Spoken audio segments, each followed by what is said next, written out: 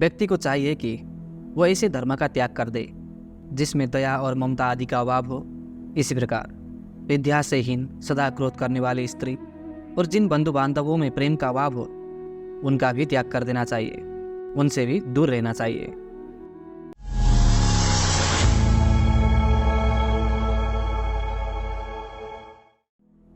अथ चतुर्थोध्याय, चौथा अध्याय।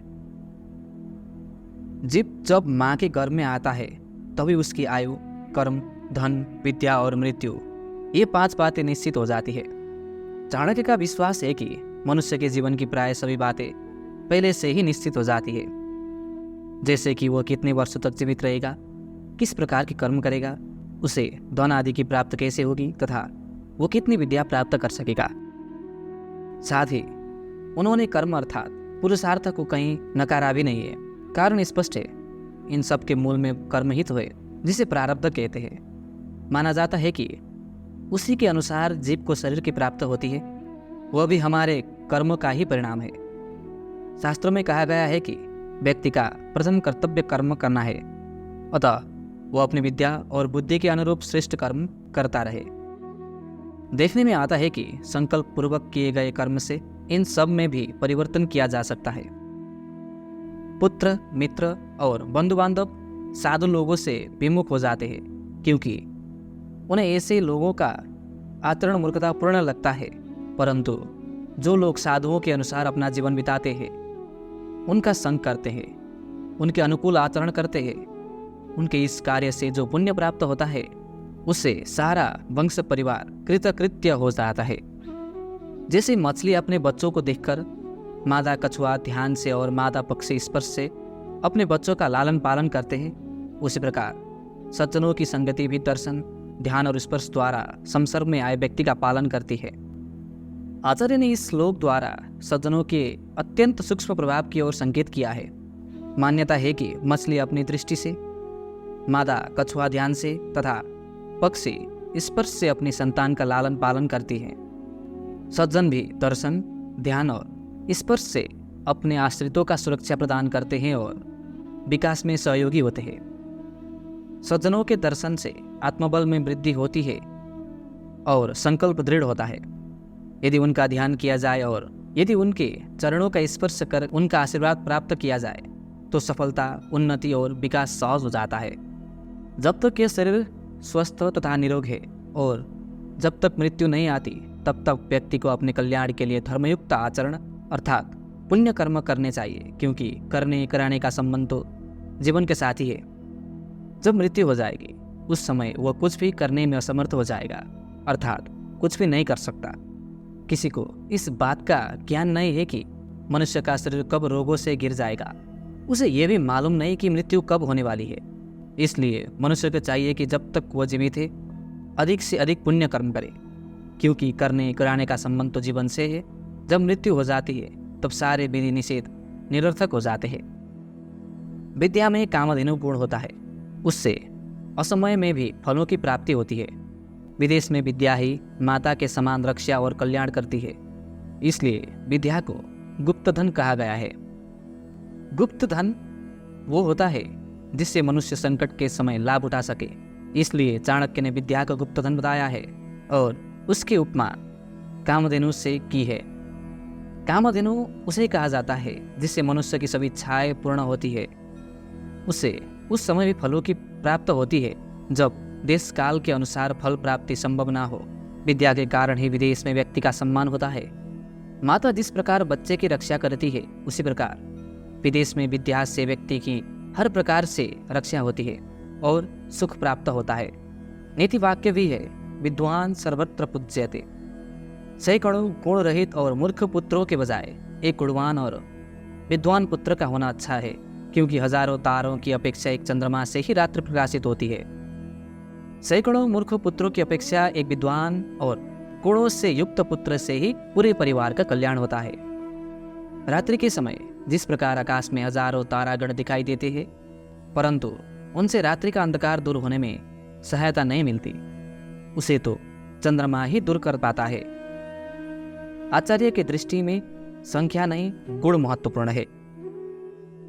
दीर्घ आयु वाले मूर्ख पुत्रों की अपेक्षा पैदा होते ही मर जाने वाला पुत्र अधिक श्रेष्ठ होता है, क्योंकि पैदा होते ही मर जाने वाला पुत्र थोड़े समय के लिए ही दुख का कारण होता है, जबकि लंबी आयु वाला मूर्ख पुत्र मृत्यु पर्यंत दुख देता रहता है।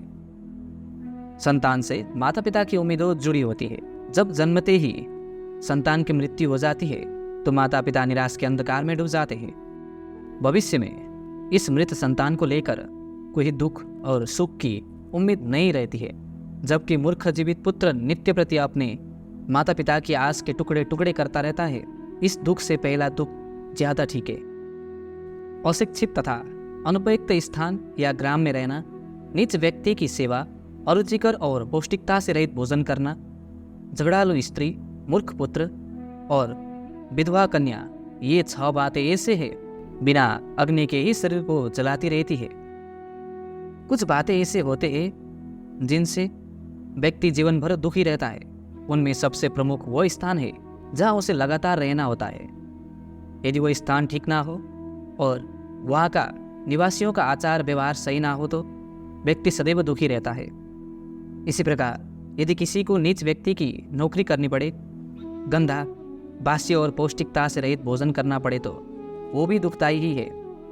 यदि स्त्री झगड़ालू हो, छोटी छोटी बातों पर झगड़ा करती है तो गृहस्थ का सुख कैसे प्राप्त हो सकता है। पुत्र यदि मूर्ख हो और लड़की विधवा हो तो ये आयु भर का असहनीय क्लेश हो जाता है। ऐसी स्थितियों में बच पाना यदि संभव ना हो तो मानसिक रूप से इससे निपटने के लिए तैयार रहना चाहिए। जिस तरह दूध ना देने वाली और गर्भ ना धारण करने वाली गाय से कोई लाभ नहीं, उसी प्रकार यदि पुत्र भी विद्वान और माता पिता की सेवा करने वाला ना हो तो उससे किसी प्रकार का लाभ नहीं हो सकता। कोई भी व्यक्ति ऐसी गाय का पालना पसंद नहीं करता जो ना तो दूध देती हो और ना ही गर्भधारण करने के योग्य हो। इसी प्रकार ऐसे पुत्र से भी कोई लाभ नहीं जो ना तो पढ़ा लिखा हो और न ही माता पिता की सेवा करता हो। इस संसार में दुखी लोगों को 3 बातों से ही शांति प्राप्त हो सकती है: अच्छी संतान, पतिव्रता स्त्री और सज्जनों का संग। अपने कार्यों अथवा व्यापार में लागू हुए व्यक्ति के लिए घर में आने पर शांति मिलनी चाहिए। ऐसा तभी हो सकता है जब उसके पुत्र और पुत्रियां गुणी हो, स्त्री पतिव्रता और नम्र स्वभाव वाली हो तथा व्यक्ति के मित्र भले और सज्जन हो। राजा एक ही बार आज्ञा देता है, पंडित लोग भी एक ही बार बोलते हैं, कन्या भी एक ही बार विवाह के समय दान में दी जाती है। सरकार एक ही बार आज्ञा देते हैं, उसका आदेश कानून का रूप ले लेता है, प्रजा को उस पर चलना ही होता है। इसी प्रकार पंडित लोग भी किसी आयोजना में श्लोक आदि एक ही बार बोलते हैं। ठीक इसी प्रकार कन्या का विवाह भी एक ही बार होता है। माता पिता अथवा अन्य संबंध रखने वाले कोई वचन देते हैं तो उसे निभाने का पूरा प्रयत्न किया जाता है। चाणक्य का कहना है कि ये कार्य ऐसे है जो केवल एक बार ही होता है, इन्हें बार बार नहीं दोहराया जाता। इनके संबंध में बार बार निश्चय बदलने से बात हल्की पड़ जाती है और उसका प्रभाव कम हो जाता है। हानि और समाज में उपयश दोनों प्राप्त होते हैं। तप अथवा किसी प्रकार की साधना का कार्य एक अकेला व्यक्ति ही अच्छा करता है। यदि 2 छात्र मिलकर पढ़े तो अध्ययन अच्छा होता है, और गाने के लिए यदि 3 व्यक्ति मिलकर अभ्यास करते हैं तो अच्छा रहता है। इसी प्रकार यदि यात्रा आदि पर जाना हो तो कम से कम 4 व्यक्तियों को जाना चाहिए। खेती आदि कार्य ठीक प्रकार से चलाने के लिए 5 व्यक्तियों की आवश्यकता होती है, जबकि युद्ध में ये संख्या जितनी हो उतना अच्छा है। चाणक्य कहते हैं कि तप अथवा साधना व्यक्ति को अकेले ही करनी चाहिए। एक से अधिक होंगे तो उसमें विघ्न पड़ेगा। अध्ययन 2 व्यक्तियों के बीच ठीक रहता है, क्योंकि दोनों एक दूसरे को कोई बात समझा सकते हैं। गाने के अभ्यास के लिए 3 लोगों का होना इसलिए आवश्यक है क्योंकि उनमें से एक जब अभ्यास करता है तो दोनों सुनने वाले अपनी प्रतिक्रिया जाहिर कर सकते हैं। कहीं यात्रा पर जाने के समय 4 व्यक्ति और खेती आदि के कार्य के लिए 5 व्यक्तियों की आवश्यकता होती है। युद्ध ऐसा कार्य है जिसमें जितने भी अधिक लोग हैं उनसे सहायता मिलती है। पति के लिए वही पत्नी उपयुक्त होती है जो मन, वचन और कर्म से एक जैसे हो और अपने कार्यों में निपुण हो। इसके साथ ही वह अपने पति से प्रेम रखने वाली तथा सत्य बोलने वाली होनी चाहिए। ऐसी स्त्री को ही श्रेष्ठ पत्नी माना जा सकता है। आचार्य चाणक्य ने आदर्श पत्नी की गुणों की चर्चा करते हुए ये बात भी संकेत किया है कि पति को कैसा होना चाहिए। हम ये तो चाहते हैं कि पत्नी पति से कुछ ना छिपाए, लेकिन पत्नी से रहस्यों को छिपाना अपना अधिकार मानते हैं। घर को संभालने का कार्य पत्नी कुशलता से करे और पत्नी पति से प्रेम करती है और पति। आज बदलते परिवेश में आचार्य के कथन को व्यवहारिक रूप से देखने परखने की आवश्यकता है। ये बातों दोनों के लिए एक समान है। जिस घर में बेटा नहीं होता वो घर शून्य माना जाता है। जिसके कोई बंधु बांधव नहीं होते उसके लिए सारी दिशाएं, सारी संसार ही शून्य होता है। मूर्ख व्यक्ति का हृदय शून्य होता है और दरिद्र व्यक्ति के लिए तो सब कुछ शून्य है। प्रत्येक माता पिता ये चाहते हैं कि उनकी एक संतान बेटा हो। बेटे के बिना घर सुना मालूम होता है, क्योंकि आज सोच बदली है, कायदे कानून बदलते हैं। जो व्यक्ति इस संसार में अकेला है, जिसके कोई रिश्तेदार अथवा बंधु बांधव नहीं, उसके लिए चारों दिशाएं अथवा सारा संसार ही सुना होता है। वो किसी से अपने मन का दुख प्रकट करने में असमर्थ रहता है। मूर्ख व्यक्ति करुणा, दया और ममता से ही रहित होता है। इसलिए कहा गया है कि इसका हृदय सुना होता है। दरिद्र अथवा निर्धन व्यक्ति के लिए तो सब कुछ सुना है, क्योंकि कोई भी उसका साथ देने को तैयार नहीं होता। उसे सब कन्नी काटते हैं। अभ्यास के बिना शास्त्र विष होता है। अजीर्ण अर्थात भोजन के ठीक प्रकार से पचे बिना फिर भोजन करना विष के समान होता है।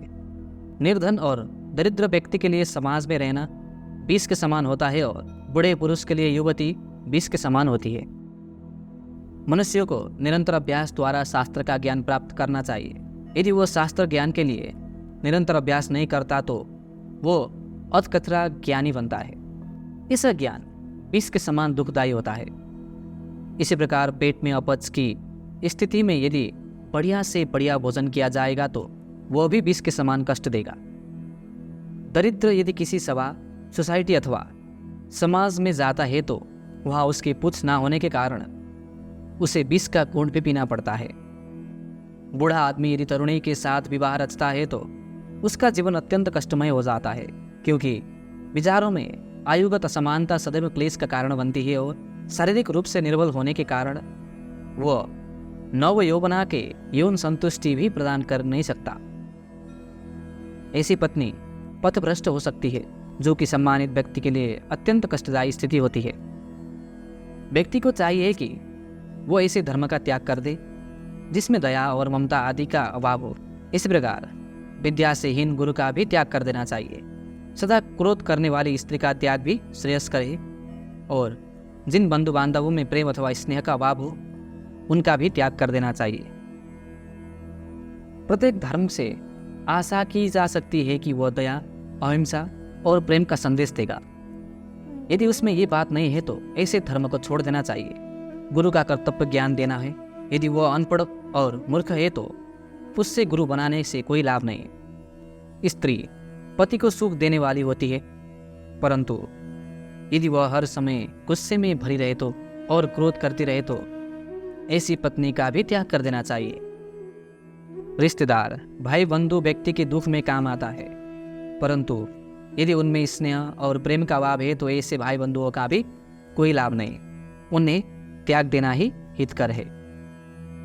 त्याग भी तभी संभव है जब उसकी सही दशा का ज्ञान हो। जो मनुष्य अधिक पैदल चलता है अथवा यात्रा में रहता है वो जल्दी बूढ़ा हो जाता है। यदि घोड़ों को हर समय बांध कर रखा जाएगा तो वो भी जल्दी बूढ़े हो जाते हैं। स्त्रियों से यदि संभोग ना किया जाए तो वो जल्दी बूढ़ी हो जाती है। इस प्रकार मनुष्य के कपड़े धूप के कारण जल्दी फट जाते हैं, अर्थात धूप उन्हें जल्दी बूढ़ा कर देती है। जो लोग हमेशा यात्रा में रहते हैं वह नियमित ना रहने के कारण जल्दी बुढ़ापे का शिकार हो जाते हैं। यात्रा की थकान और खान पीन की गड़बड़ी का तन मन पर विपरीत प्रभाव पड़ता है। जिस घोड़े को हर समय बांध कर रखा जाता है वह भी जल्दी बूढ़ा हो जाता है। ऐसा करना उसकी शारीरिक प्रकृति के प्रतिकूल है। ये तो मनुष्य ने उसे पालतू बना लिया। असल में तो ये स्वच्छंद विचारण करने वाला प्राणी है। स्त्रियों के बारे में आचार्य ने ये जो कहा वो पढ़ने में अटपटा लगेगा, लेकिन है सत्य।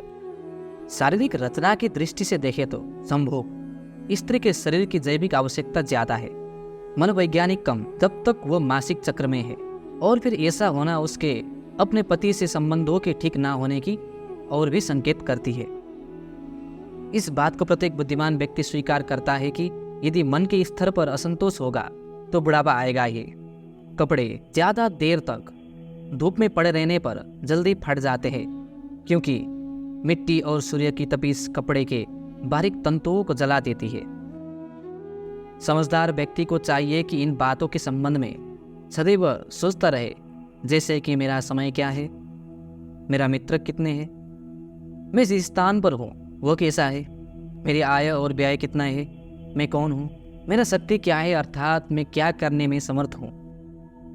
जन्म देने वाला, यज्ञ पवित्र करने वाला गुरु, विद्या दान देने वाले अध्यापक, अन्न देने वाले और भय से मुक्त रखने वाला, ये 5 व्यक्ति पितर माने गए हैं। चाणक्य का मत है कि इन 5 को सदैव संतुष्ट रखना चाहिए तथा इनका पिता की तरह सम्मान करना चाहिए। राजा की पत्नी, गुरु की पत्नी, मित्र की पत्नी, पत्नी की माता अर्थात सास और जन्म देने वाली अपनी माता, ये 5 माताएं मानी गई हैं, अर्थात इनका सम्मान माता के समान करना चाहिए। न्याय करते समय भी इन संबंधों को माँ की परिभाषा में ही स्वीकार किया जाता है। ब्राह्मण, क्षत्रिय और वैश्य को द्विजाति कहा गया है। इनका देवता यज्ञ है। मुनियों का देवता उनके हृदय में निवास करता है। मंदबुद्धि वालों के लिए मूर्ति ही देवता होते हैं। जो व्यक्ति समदर्शी है, जिनकी समान दृष्टि है, वो परमेश्वर को सर्वत्र विद्यमान मानते हैं। ब्राह्मण, क्षत्रिय, वैश्यों की द्विजाति इसलिए माना जाता है कि जन्म के बाद गुरु उनका उपनयन संस्कार करते हैं। उनके लिए यज्ञ ही उनका देवता है। मुनियों के हृदय में देवताओं का निवास होता है, क्योंकि वो सदैव उनका मनन चिंतन करते रहते हैं। मूर्ति पूजा को यहाँ साधना के प्रारंभिक चरण के लिए आवश्यक माना गया है। जैसे वर्णमाला के माध्यम से फल फूल आदि का ज्ञान विद्यार्थी को कराया जाता है। जो संसार का रहस्य जानते हैं, उनके लिए ईश्वर सर्वव्यापक है। वह संसार के कण कण में उसे देखते हैं। चौथा अध्याय समाप्त।